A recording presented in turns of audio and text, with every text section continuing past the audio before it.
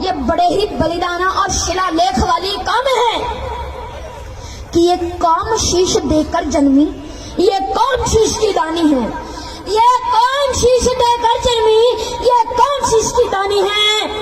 और ये 7 दिन पंजाब में 21 दिसंबर से और 27 दिसंबर तक पंजाब में शोक का सप्ताह माना जाता है। गुरु गोविंद सिंह जी का पूरा परिवार 21 दिसंबर से और 27 दिसंबर तक शहीद हो गया, धर्म के लिए शहीद हो गए।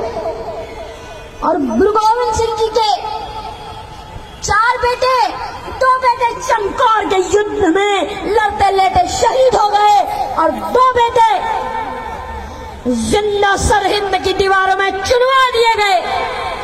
जब छोटे बेटे की गर्दन तक ईंटें आ गई तो बड़े बेटे की आंखों में आंसू आ गए। बड़ा बेटा रोने लगा तो छोटे बेटे ने कहा, बड़े भैया जब बलिदान की बारी आ गई तो आंखों में आंसू आ गए, कायर हो क्या, रोते क्या हो?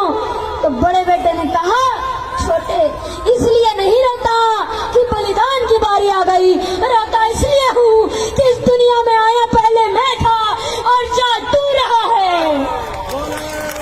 इस दुनिया में आया पहले मैं था और जा तू रहा है। कि जोरावर जोर से बोला, फतेह सिंह शोर से बोला, जोरावर जोर से बोला, फतेह सिंह शोर से बोला, रखो ईंटें भरो घरे, चुनो दीवार हत्यारे। निकलती सांस बोलेगी यही दीवार बोलेगी, निकलती सांस बोलेगी यही दीवार बोलेगी। मेरे देश की जय हो, मेरे धर्म की जय हो, मेरे देश की जय हो, मेरे धर्म की जय हो, मेरे देश की जय हो, मेरे धर्म की जय हो। दूसरी तरफ चमकौर के युद्ध में श्री अजीत सिंह जी शहीद हो चुके थे। 40 सिंह बचे थे गढ़ी के अंदर।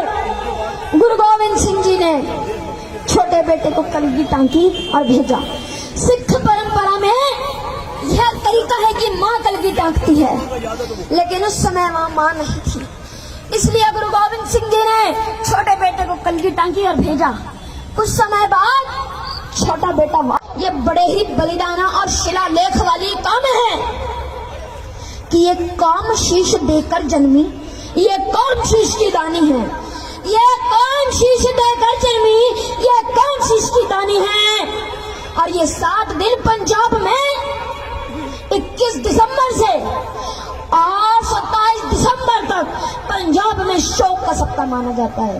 गुरु गोविंद सिंह जी का पूरा परिवार 21 दिसंबर से और 27 दिसंबर तक शहीद हो गया, धर्म के लिए शहीद हो गए।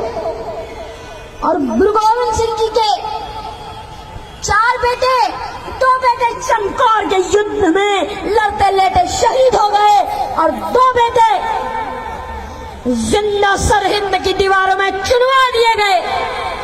जब छोटे बेटे की गर्दन तक ईंटें आ गई तो बड़े बेटे की आंखों में आंसू आ गए। बड़ा बेटा रोने लगा तो छोटे बेटे ने कहा, बड़े भैया जब बलिदान की बारी आ गई तो आंखों में आंसू आ गए, कायर हो क्या, रोते क्या हो?